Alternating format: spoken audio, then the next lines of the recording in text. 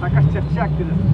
ಅದೇನು ಅವರು ಗುತ್ತಿಗೆ ತಗೊಂಡ್ಬಿಡೋರು ಆರ್ ಎಸ್ ಎಸ್ ಪ್ರಾರ್ಥನಾ ಗೀತೆ ಅಲ್ಲ, ಈ ದೇಶಭಕ್ತಿ ಬಗ್ಗೆ ಪ್ರಾರ್ಥನಾ ಗೀತೆ ಅದನ್ನು ಹೇಳೋರು ಅಷ್ಟೇ.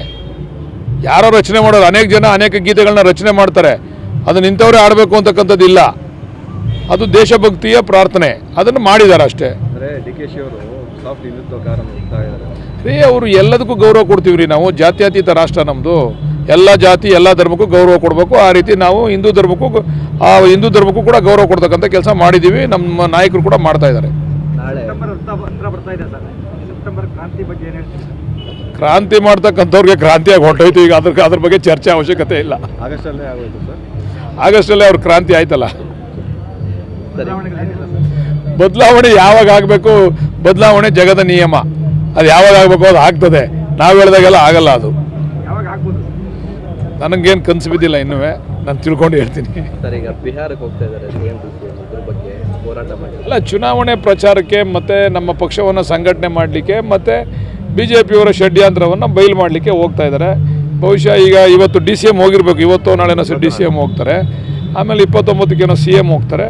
ಈ ರೀತಿ ಹಂತವಾಗಿ ನಮ್ಮ ನಾಯಕರುಗಳು ಹೋಗಿ ಅಲ್ಲಿ ಏನು ನಡೀತಾ ಇದೆ, ಈ ಎಲೆಕ್ಷನ್ ಕಮಿಷನ್ನವರ ಈ ದುರಾಡಳಿತ ಇದೆಯಲ್ಲ, ಅದೇನು ನಡೀತಾ ಇದೆ, ಎಲೆಕ್ಷನ್ ಕಮಿಷನ್ ಅವ್ರು ನೋಡಿ ನಾನೊಂದು ಪ್ರಶ್ನೆ ಮಾಡ್ತೀನಿ.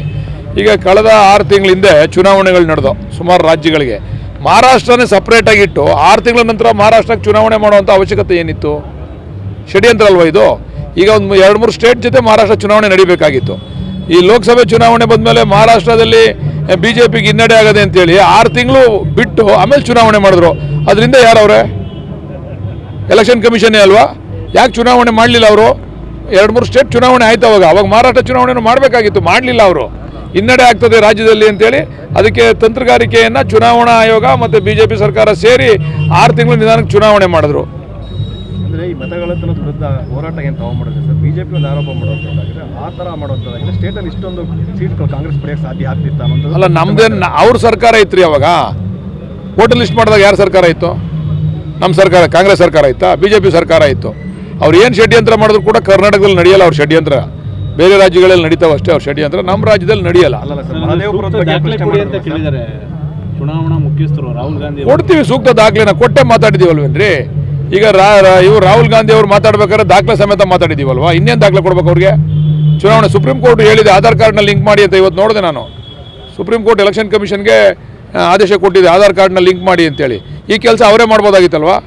ಇನ್ನೂ ಅನೇಕ ಸುಧಾರಣೆಗಳಾಗಬೇಕು. ನ್ಯಾಯಯುತವಾದಂಥ ಚುನಾವಣೆಗಳು ನಡಿಬೇಕು ಅಂತಂದರೆ ಈ ಸುಧಾರಣೆಗಳನ್ನ ಚುನಾವಣಾ ಆಯೋಗ ಮಾಡಬೇಕು. ಯಾರೋ ಕೈಗೊಂಬೆ ಹಂಗೆ ಒರೆಸ್ತಕ್ಕಂಥದ್ದಲ್ಲ ಚುನಾವಣಾ ಆಯೋಗದ ಕೆಲಸ. Thank you.